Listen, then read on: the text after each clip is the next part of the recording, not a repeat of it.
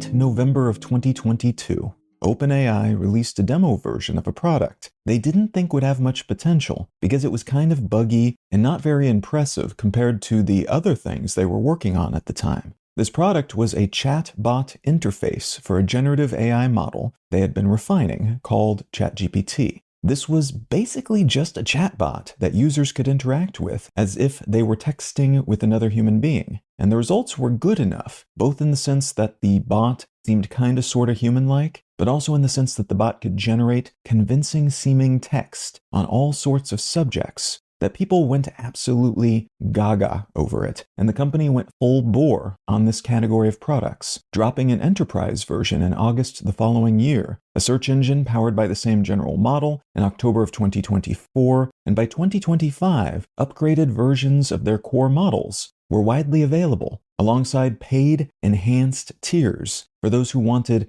higher-level processing behind the scenes. That upgraded version basically tapping a model with more feedstock, a larger training library, and more intensive and refined training, but also, in some cases, a model that thinks longer, that can reach out and use the internet to research stuff it doesn't already know, and increasingly to produce other media, like images and videos. During that time, this industry has absolutely exploded, and while OpenAI is generally considered to be one of the top dogs in this space still, they've got enthusiastic and well-funded competition from pretty much everyone in the big tech world, like Google and Amazon and Meta, while also facing upstart competitors like Anthropic and Perplexity, alongside burgeoning Chinese competitors like DeepSeek and established Chinese tech giants like Tencent and Baidu. It's been somewhat boggling watching this space develop, as while there's a chance some of the valuations of AI-oriented companies are overblown, potentially leading to a correction or the popping of a valuation bubble at some point in the next few years, the underlying tech and the output of that tech really has been iterating rapidly. The state-of-the-art in generative AI in particular, producing just staggeringly complex and convincing images, videos, audio, and text. But the lower tier stuff, which is available to anyone who wants it, usually for free, is also valuable and usable for all sorts of purposes at this point. Just recently, at the tail end of March 2025, OpenAI announced new multimodal capabilities for its GPT-4o language model, which basically means this model, which could previously only generate text, can now produce images as well. And the model has been lauded as a sort of sea change in the industry, allowing users to produce remarkable photorealistic images just by prompting the AI, telling it what you want, basically, with usually accurate, high-quality text, which has been a problem for most image models up till this point. It also boasts the capacity to adjust existing images in all sorts of ways.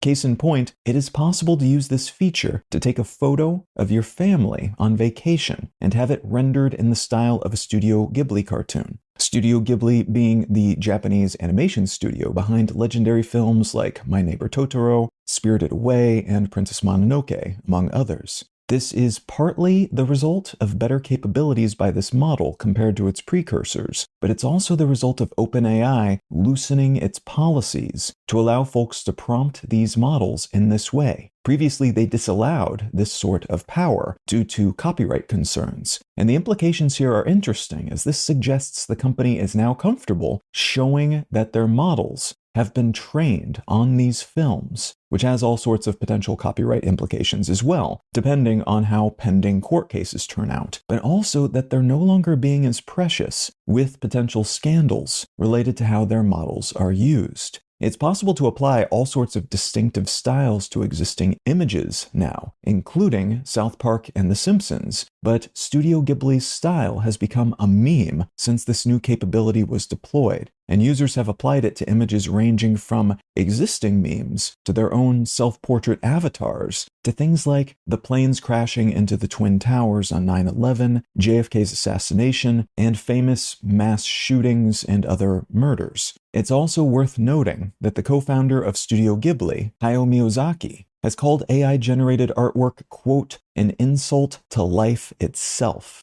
end quote. that so many people are using this kind of AI-generated filter on these images is just a jarring sort of celebration then, as the person behind that style probably would not appreciate it. Many people are using it because they love the style and the movies in which it was born, an odd moral quandary that's emerged as a result of these new AI-provided powers. What I'd like to talk about today is another burgeoning controversy within the AI space that has perhaps even larger implications, and which is landing on an unprepared culture and economy just as rapidly as these new image capabilities and memes.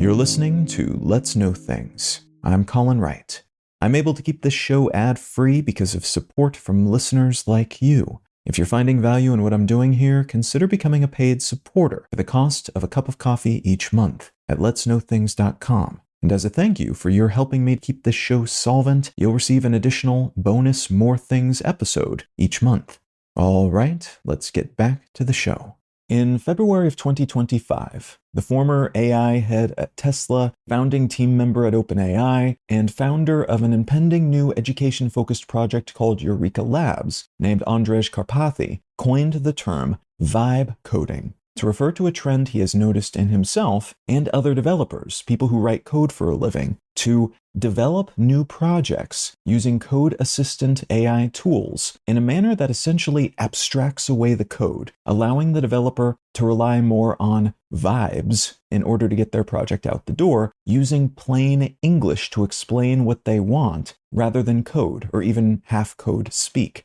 So while a developer would typically need to invest a fair bit of time writing the underlying code for a new app or website or video game, someone who's vibe coding might instead jump right in and focus on a higher, more meta level of the project, worrying less about the code and instead just telling their AI assistant what they want to do. The AI then figures out the nuts and bolts, writes a bunch of code, sometimes in seconds, and then the vibe coder can tweak that code or have the AI or another AI tweak it for them as they refine the concept and fix bugs and get deeper into the nitty-gritty of things, all, again, in plain spoken English. There are now videos posted in the usual places all over YouTube and TikTok and such, where folks, some of whom are coders, some of whom are purely vibe coders who would not be able to program their way out of a cardboard box, produce entire functioning video games in a matter of minutes. These games typically aren't very good, but they work, and reaching even that level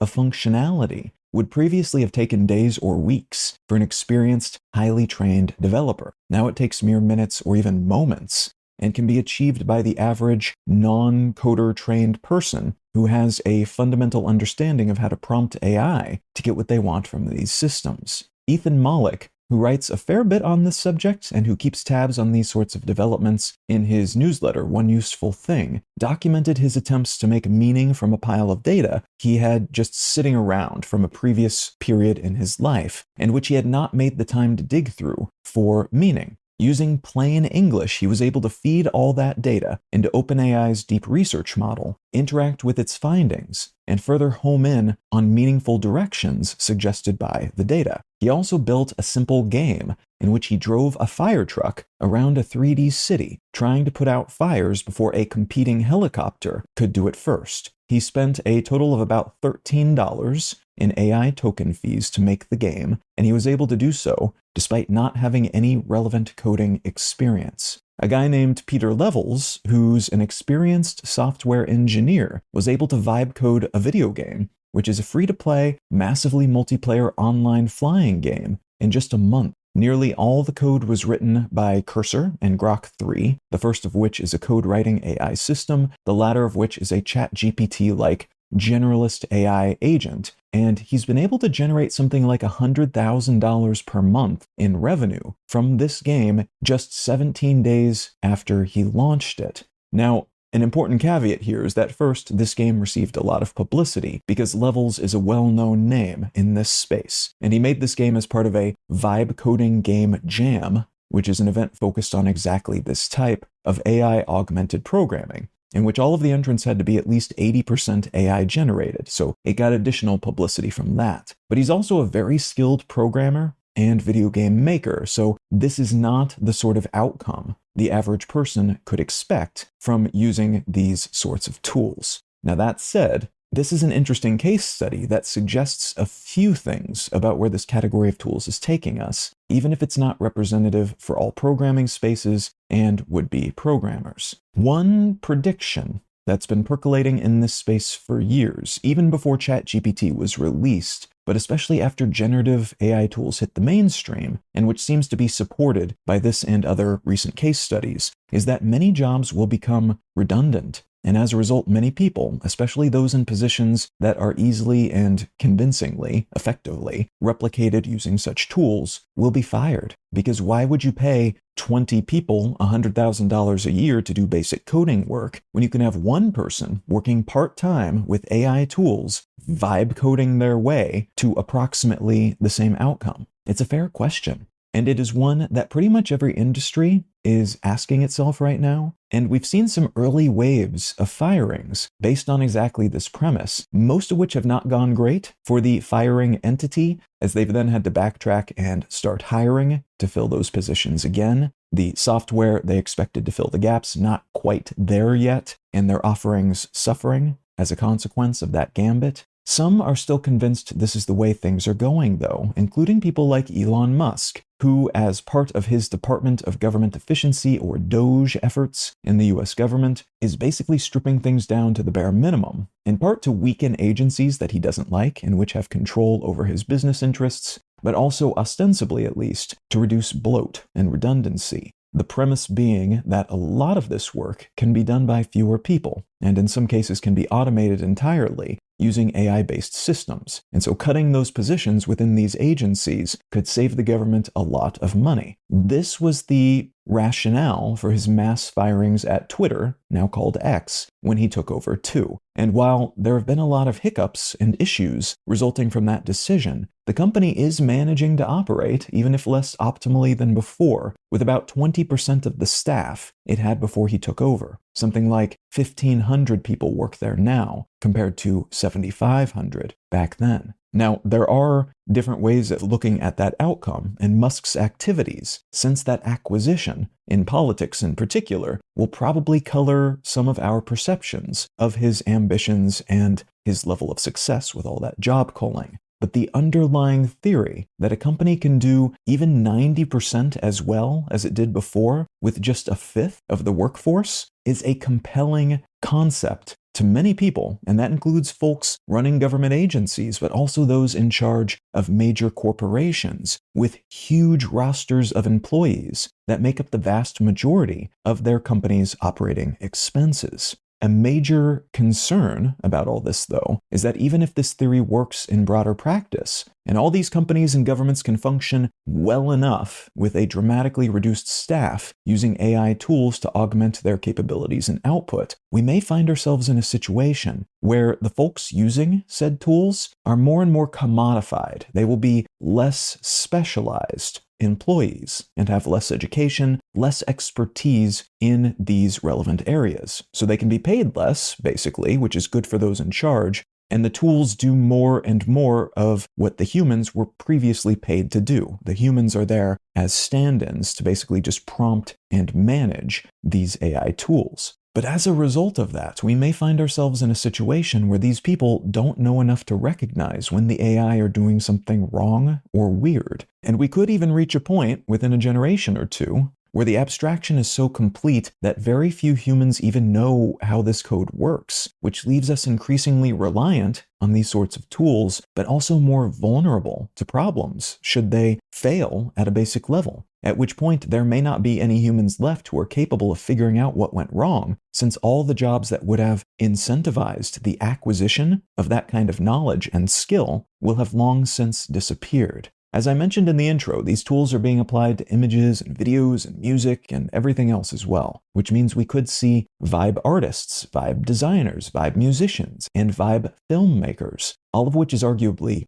good in some ways, especially in the sense that these mediums then become more accessible to more people, allowing more voices to communicate in more ways than ever before. But it's also arguably worrying in the sense that more communication might be filtered through the capabilities of these tools, which, by the way, are predicated on previous artists and writers and filmmakers' work, arguably stealing their styles and ideas and then regurgitating them, rather than doing anything truly original. And that could lead to less originality in these spaces, an inability to do anything that's never been done before, but also a similar situation in which people forget how to make their own films, how to make their own art, their own writing. A capability drain that gets worse with each new generation of people who are incentivized to hand those responsibilities off to AI tools. We would all become AI prompters, undifferentiated employees who just sit and use these tools rather than all the things we are currently. This has been the case with many other technologies over the years. I mean, how many blacksmiths do we have in 2025 after all? And how many people actually hand code the ones and zeros that our modern coding languages eventually write for us after we write at a higher, more human-optimized level of abstraction? It's not very many. But because our existing economies are predicated on a certain type of labor and a certain number of people being employed to do said labor, even if those concerns ultimately don't end up being too big a deal because the benefits are just that much more impactful than the downsides, and other incentives to develop these or similar skills and understandings ultimately arise, it's possible we could see a moment, years or decades long, in which the whole of the employment market is disrupted, perhaps quite rapidly, leaving a lot of people without incomes, and thus a lot fewer people who can afford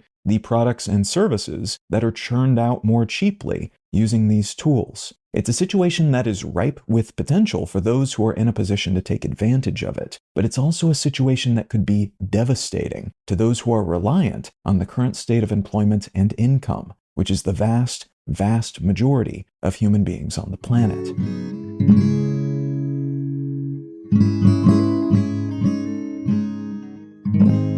The book I'd like to recommend today is called How to Know a Person: The Art of Seeing Others Deeply and Being Deeply Seen by David Brooks. This is a book about communication, and it's especially focused on one-on-one communication and being able to engage with other people in a way that feels and hopefully is actually valuable for you and the other person. And a lot of it will be familiar advice about how to deal with other human beings, how to engage in conversations in a way where you are not too overbearing, where you don't make things too superficial. But even those familiar things are presented in a way that I think are very memorable and hopefully thus more usable. So even if this is something that you feel you've got a lockdown on already, it still might be a valuable resource to revisit some of these concepts and maybe discover some new ones as well. Now, if any of that sounds interesting to you, consider picking up a copy of How to Know a Person by David Brooks.